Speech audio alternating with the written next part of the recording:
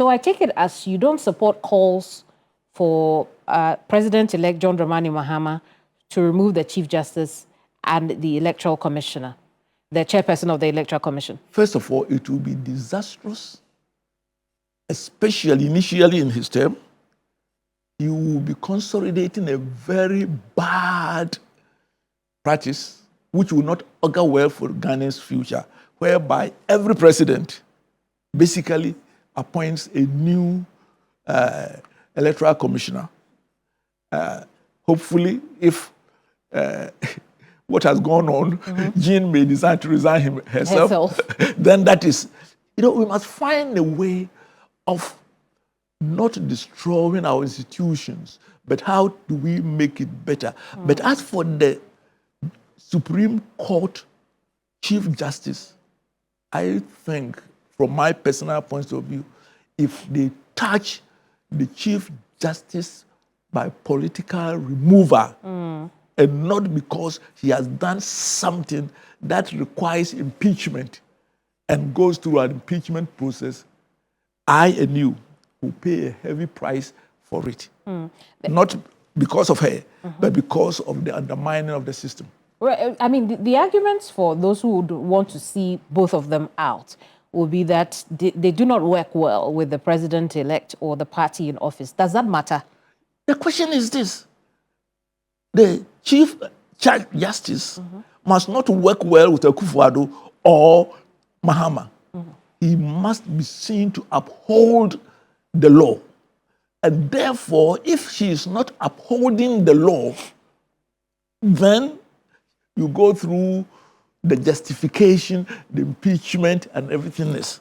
So, but you cannot use a political motivation and decision to remove a Chief Justice. God forbid if you do that.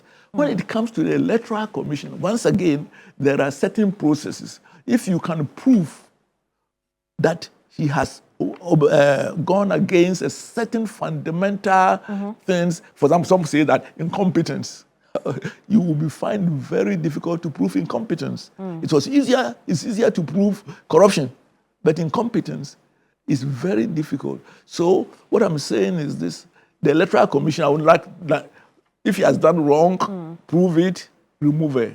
But if you do so because he was appointed by NPP without showing that in the discharge of her duties, she's done wrong. I mean, for example, I would have fought against Comfort Osei, that Charlotte, yes. Charlotte Osei, if he was removed because he was appointed by Mahama, some of us would have gone to everything. But the case was an issue, quote unquote, of corruption or procurement practice. Nobody can defend her on that. So she wasn't removed on the basis of her job. Because of that. Yeah. So we must find a way of dealing with lapses without destroying our institutions.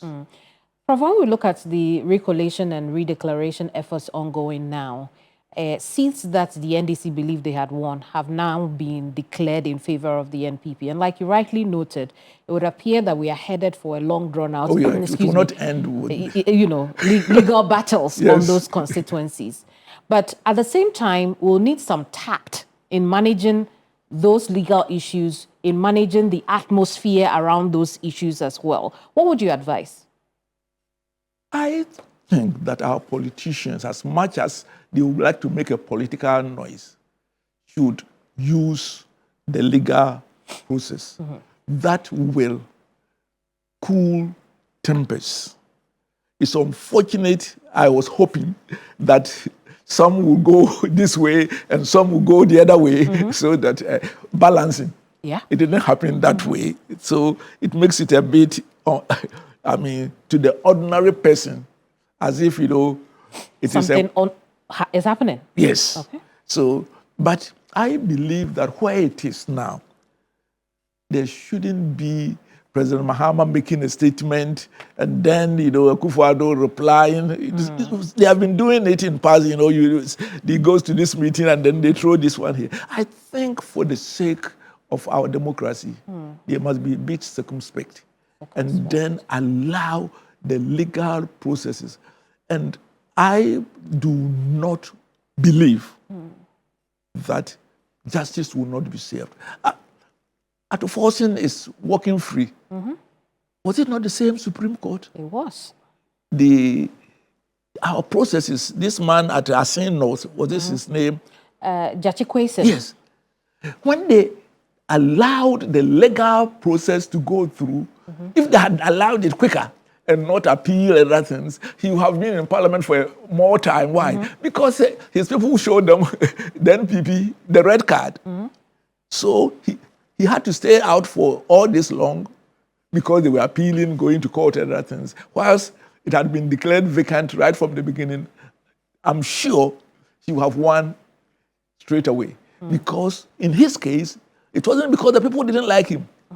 It was a legal process which says technicalities, you don't qualify. When you declared it, he applied it, he went through. So we must find a much more, this country is unduly being polarized all by our political parties. We have a lot, hundreds, literally, of chieftaincy cases, but most of them are local. The national issues are all political. And I think that the two parties, for the sake of Ghana, our cohesion and the social capital, can do better. I see, Prof. When we look into the future, are there new reforms we can apply to our electoral process to curb situations like this, or they are just inevitable? I think that we are learning along the way. One of the things which has come out, and I think that the Constitution gives the Electoral Commissioner the powers to say that next time, when we are collating it, we will not allow anybody to come within a certain. Once you have cast your vote, apart from the representative there, all people will not be allowed nearby. So I think that it's not so much of legal or constitutional issues. It has to be an administrative issues, and hopefully our leaders calling their people to order. Indeed.